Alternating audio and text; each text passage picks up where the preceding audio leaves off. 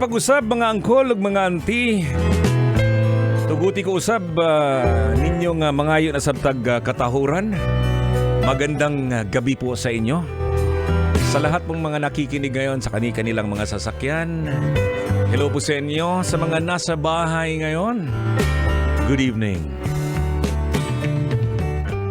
Mga angkol ug mga auntie, nabanggit natin kanina sa unang oras natin tungkol sa mga anak na kailangan natin paaralin, giyahan nato sila para ugma damlag makapagtapos sila sa kanilang pag-aaral. Alam mo mga angkol ug mga auntie, baka naman isipin mo na pinapaaral ninyo ang inyong mga anak para balang araw makakatulong sa inyo. Ngunit dako nga sayop, ha, mga angkol ug mga auntie. Hindi yan obligasyon ng mga anak ninyo para makatulong sa mga magulang. Kundi para sa kanila ito, no? Makakatayo na sila sa sarili nilang paa balang araw. Di kay magsigi na lang og manglimos sa mga ginikanan, ilabi na kung lalong-lalo na kung magkakaroon na ng sariling pamilya. Hindi nyo ba yan naisip? Diba? Di kay pugsanay mga angkol ug mga auntie para sa mga anak na kailangang magbigay sa mga magulang. Yan yung isang pagkakamali na dapat nating ituwid. Diba mga angkol, no? Naalala ko lang, no? Dati, no? Ikaw, Kol, auntie, hindi mo pa alam ang kahalagahan ng pag-aaral. Yung mga dati mong gawi, no?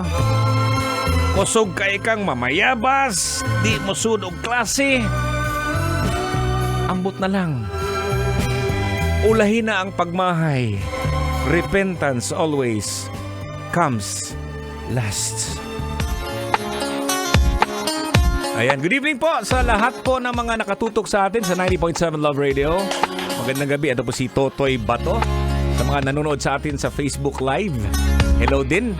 Sa mga gustong sumali sa ating fanscan, andyan na po. Kung nanonood po kayo ng ating Facebook Live sa Love Radio, iscan nyo na lang po ang naturang QR code. Diba? So, madumdum sa angkol. Naalala ni angkol dati na yung hindi pinahalagahan ng pag-aaral, di ba? Dito ang term yan magmumol, di ba? Pero pag dati yan, mamayabas. Manguhag bayabas, di mo sodog klase. Kung di mo sodog klase, magabis og tuba. Pastilan. Manguhag tuba. Ngayon, mag-inom. Pastilan. Atos kahuguyunan. Atos kalubinhan. Ay, nako. Pero dati yon. Kaya sa mga angkol na may mga maraming nararanasan sa mga bata ngayon, no? Wala. Siguro kung kapanahunan pa ng mga angkol siguro. Eto ngayon ha, kung nandito lang kami noon ha, yung social media, siguro nag-viral na rin yung papa mo. Oo, nag-viral na siguro yung angkol mo. Daming mga kalokohan. Diba? Ayan, maraming sumasang-ayon sa atin dito. Ayan. Maraming salamat po sa mga nag-share po dito sa ating fan page pala. At ituloy natin ang ating kulitan sa Facebook Live ng Love Radio Manila. Kinigya po ng inyong angkol Totoy Bato na pirmiragya pong sinaw kayo ang kigol. So, padayon kaya punta sa atong FB Live ha. Dito lang sa 90.7 din Love Radio. Kinigya po si Totoy Bato. May gabi.